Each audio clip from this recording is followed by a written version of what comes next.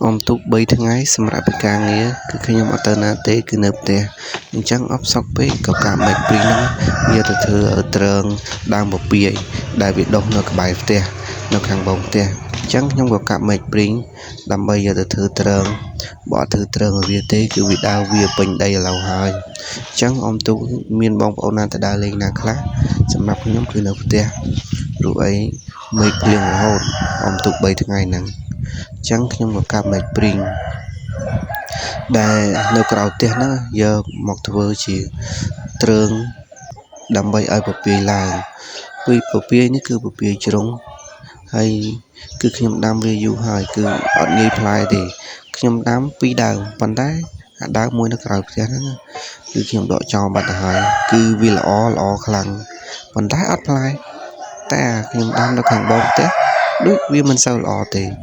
ប៉ុន្តែគឺខ្ញុំរៀបនឹងដកចោលទៀតហើយដោយសារវាដាំយូរហើយយូរខែដែរហើយគឺវាអត់ផ្លែអញ្ចឹងខ្ញុំរៀបនឹងដកចោលខ្ញុំក៏ទៅមើលលេងឃើញស្រាប់តែវាទឹមក្តាប់ផ្លែអញ្ចឹងក៏ធ្វើទ្រើងធ្វើអីវាអញ្ចឹងណាហើយណាមួយយើងនៅផ្ទះយើងមិនដឹងទៅណាផងនៅផ្ទះអបសុកធ្វើនេះធ្វើនោះឥឡូវទ្រើងគឺខ្ញុំដើរធ្វើរួចហើយដើម្បីឲ្យពពាយនឹងឡើងអញ្ចឹងពពាយនេះគឺខ្ញុំ